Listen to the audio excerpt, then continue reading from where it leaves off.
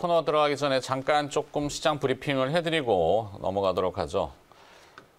현재 시장 외국인 수급은 560억 순매도, 여러분들 다 보시는 화면일 겁니다. 그리고 코스피는 560억, 코스닥은 400억대 순매도 이렇게 됩니다. 환율은 내려가고 있고 원화는 강세, 글로벌 달러는 약세인데 외국인들이 왜 파냐고 하면은 오후에는 다시 살 수 있다라는 거. 이 오전에 외국인하고 오후 외국인하고 조금 다릅니다. 항상 늘 뭐 반복적으로 멘트는 해드렸지만 조금 더 지켜보시고 외국인 판다 이렇게 하실 필요는 없지 않나 싶습니다. 특이한 사항은 오늘 아까 예고해드렸듯이 오늘 국내 코로나19 신규 확진자 수는 1,080명대가 되지 않을까 조심스럽지만 다시 또 증가세고 거리두기 3단계로 넘어갈지에 대한 여부는 아직 명확치는 않습니다. 당국이 굉장히 신중하게 판단을 해야 되겠죠. 아직까지 2.5단계도 굉장히 타이트한 편인데 이 단계를 높인다고 이 수치가 내려갈까 싶긴 합니다. 개인적인 생각인데 그러면은 그냥 경제를 좀 더 잘 다독이면서 방역은 철저히 하는 쪽으로 가야 되지 않겠나 싶고 그나마 다행인 거는 이제 주식시장이 잘 버텨주고 있고 아직은 불안한 상황입니다만 그래도 글로벌하게 보면은 양적 완화나 유동성, 돈으로 막아내고 있기 때문에 자, 좀 서론이 길었는데 이 화상으로 전환해서 연결하려고 보면 좀 시간이 필요해서 어쩔 수가 없습니다. 죄송합니다. 아직도 연결 중입니다. 네, 아직 연결 중이기 때문에 연결이 되면 다시 말씀드리고 오늘 애널리스트 코너는 슈퍼 비둘기 뭐 이런 표현인데 계속 돈에 대한 얘기죠. 비둘기 둥지라는 표현도 등장하고 있어요. 그리고 미국 같은 경우는 지금 막아대겠다. 돈으로 막아보겠다. 어찌됐건 돈으로 뭐 이렇게 얘기를 합니다. 어제 국제 곡물 가격이 조금 들썩였다는 부분도 좀 있습니다. 그것도 항상 우리가 예의주시해야 되는 식량 문제니까 먹고 사는 문제 중요하죠. 네, 그런 것도 한번 좀 참고해 보시고 그다음에 뭐 특별한 거는 지금 없는데 일단 시세대로 계속 가보는 수밖에 없겠죠. 이 끝이 어딘지는 아무도 알 수가 없습니다. 자, 오늘 개별 기업 중에 조금 움직임이 있던 것들은 앞서 다 말씀을 드렸죠. 그러면 내일은 뭐가 될까? 내일은 아침에 목요일이니까 이제 FOMC 결과가 좀 나올 수 있어요. 미국 공개시장위원회의 결과인데 시장 예상은 평이할 거다라고 지금 다들 보고는 있습니다. 하지만 눈에 띄는 몇 가지의 기사들이 조금 있어요. 어제 사실 걸리적거렸던 부분은 중국이 예상외로 빠르게 조금 유동성을 이렇게 규제하는 긴축이라는 표현까지는 쓰기 좀 어렵습니다만 중국이 조금 선제적으로 움직이는 부분들이 있어요. 그것도 한번 관찰해야 되는 매크로 이슈인데 FOMC에서 어떤 이야기들을 꺼내놓을지 이건 좀 봐야 되겠습니다.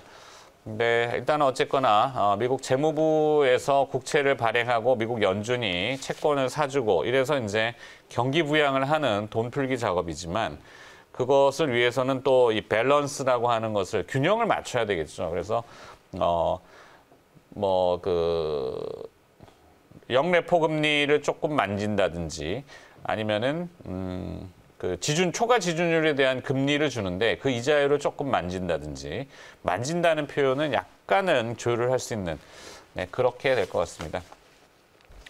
자, 오늘 연결이 조금 원활치가 않은 것 같습니다. 아무래도 이 화상으로 하다 보니까 저희가 코로나 때문에 방역 이슈도 좀 있고 해서 대부분의 이제 출연자분들을 전화 아니면 화상으로 연결을 하는데 화상에 이제 트래픽이 좀 걸리다 보니까 죄송합니다.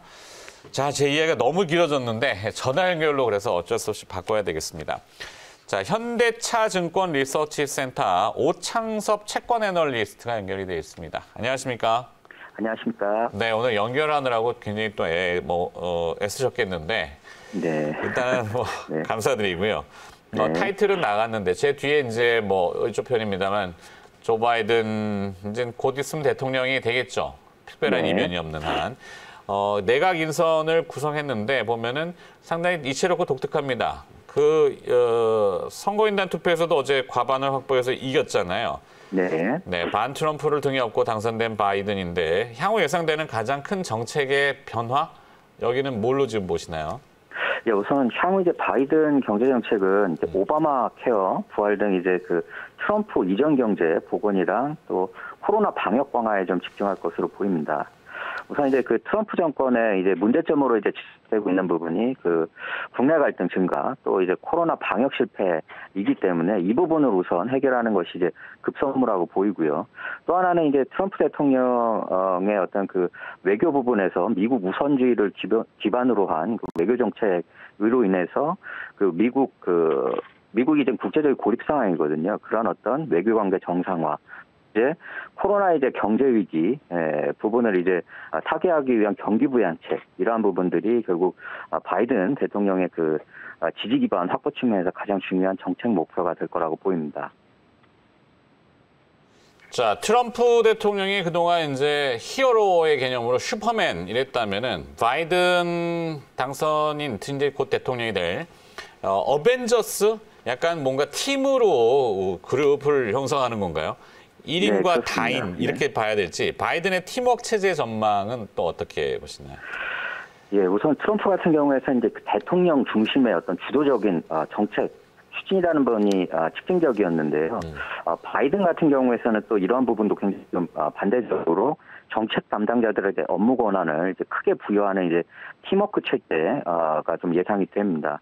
특히 이제 부통령 카멜라 해리스를 중심으로 보면 또 바이든 경제 핵심 재무장관에서도 뭐 제니 옐런 백악경제자문위원장에도 세실리아 루스 등 또 지명하는 인선 자체가 보면 여성과 인종 등의 굉장히 다양성을 중시한 어떤 인선이 특징적입니다.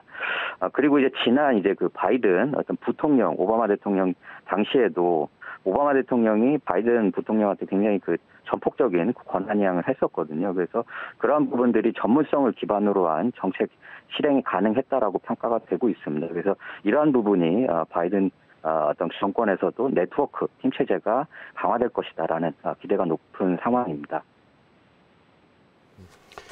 네, 자 하지만 이제 미국 공화당이 장악하고 있는 상원, 민주당이 이 상원 장악에는 실패할 것 같은데요. 그러면 주요 국정과제 운영에 또 차질은 없을까요? 예, 우선 공화당이 상원위에 장악에 이제 실패를 했기 때문에 뭐 예산 문제라든지 이런 부분에서 굉장히 좀 차질이 좀 예상이 됩니다. 특히 미국 그 국가재정 악화라는 부분에서 이제 코로나 경기 부양책 추진해서 이제 공화당이 제동을 걸 가능성이 좀 높아 보이고요. 또 이제 그 세수 확보를 위한 그 바이든 당선자가 계획 중인 뭐 증세, 부자 증세라든지 뭐 법인세 인상 등 이제 세제 개편안 추진도 굉장히 좀 차질의 가능성이 좀 예상되는데요. 이에 따라서 이제 향후 이제 바이든 정권 같은 경우에는 주요 국정과제 진행을 위해서 의회 입법이 필요 없는 이제 행정명령을 활용할 가능성이 높다라고 점쳐지고 있습니다. 실제로 이제 지금 이제 현재 트럼프 대통령 같은 경우에서도 좀 의회에서 좀 논쟁이 좀 심한 어떤 법안 처리 같은 경우에서는 행정명령을 통해서 상당 부분 국정 운영을 해왔거든요. 이러한 부분에서는 바이든도 이런 행정명령을 많이 이용할 가능성이 높아 보인다라고 좀 판단이 됩니다. 네. 말씀 중에 좀 속보가 들어와서 죄송합니다만 앞서 저희가 이제 잠깐 예고를 해드렸는데 코로나19 국내 확진자 수는 1,078명. 네. 역대 최다 수치가 좀 나와버려서 일단 참고사항으로 시장의 얘기니까 전해는 드려야 될 것 같고 다시 오창섭 연구원과 이야기 또 이어갑니다. 바이드노믹스의 선봉장에 제닛 옐런 전 연준 의장을 이 재무부 장관으로 임명을 했지 않습니까? 그의 성향을 볼 때 어떤 경제 정책을 펴나갈 거로 보시나요? 우선 이제 재무장관으로 지명된 제닛 옐런 이제 전 연준 의장은 경제 성장과 고용을 굉장히 중시하는 이제 대표적인 비둘기 정책 성향으로 분류가 되는데요. 특히 이제 과거 옐런 이제 연준 의장 당시에는 미국 경제 실업률이 6.7%에서 4.1%까지 하락하면서 역대 최저 실업률을 기록했습니다. 특히 이제 옐런 재무장관 지명자는 경비 부양을 위한 정부의 어떤 재정 확대를 옹호하는 이제 신 케인즈 주의자의 분류권. 특히 이제 과거 옐런 이제 연준 의장 당시에 이제 고압 경제 이론이랑 그다음에 이력 현상이라는 그 이론을 통해서 경제 위기 상황에서는 상당 기간 이제 강력한 경기 부양책을 통해서 경제 정상화를 하는 게 경제 충격에 따른 손실을 최소화한다고 주장했던 이력이 있습니다.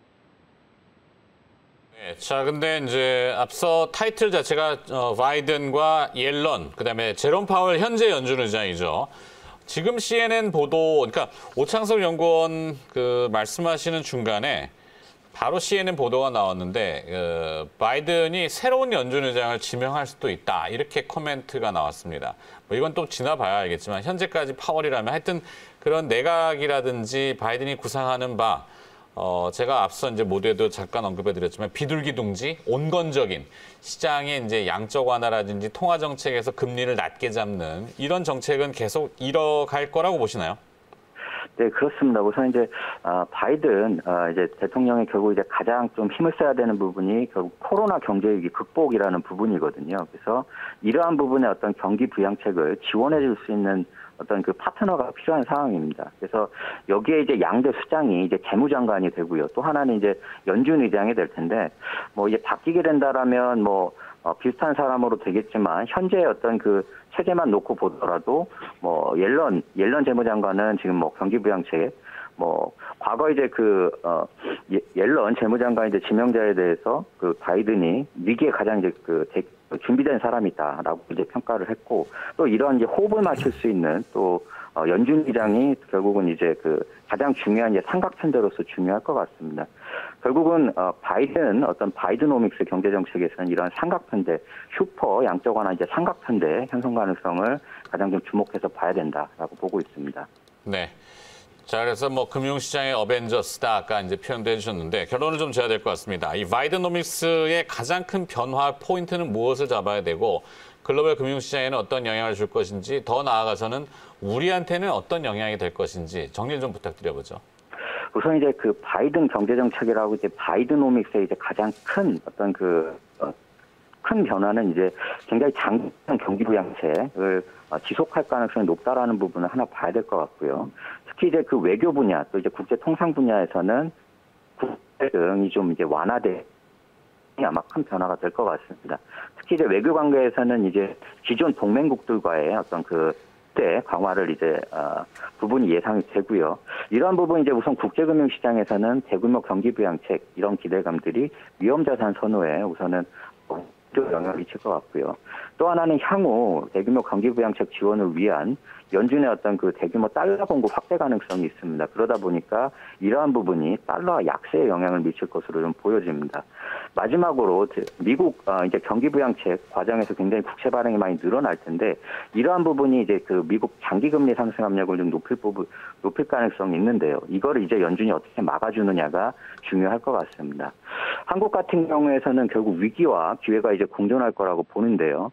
우선은 뭐 기존의 어떤 외교 관계 측면에서는 이제 기존 우방이었던 한국의 어떤 동북아에서 굉장히 중요하기 때문에 미국 입장에서도 파트너로서 한국 경제에 굉장히 많은 어떤 기회를 또 줄 수가 있을 것 같고요. 대신에 또 중국과 미국의 어떤 갈등 상황에서 또 한국이 사이에 놓여서 또 이제 갈등 관계에서 또 어려움을 또 겪을 수 있을 가능성은 또 이제 한편으로는 또 하나의 위기로서도 좀 유의를 해야 되지 않을까 싶습니다. 네, 잘 들었습니다. 매크로 이슈 또 특히 이제 FOMC가 열리는 가운데이기 때문에 미국의 통화 정책 그리고 또 바이드노믹스라고 하는 큰 줄기를 잡아서 한번 또 이야기 나눠봤는데요. 오늘 연결하느라고 좀 고생을 많이 하셨을 텐데 현대차 증권 리서치 센터 채권 애널리스트 오창섭 연구원이 수고해 주셨습니다. 고맙습니다. 감사합니다.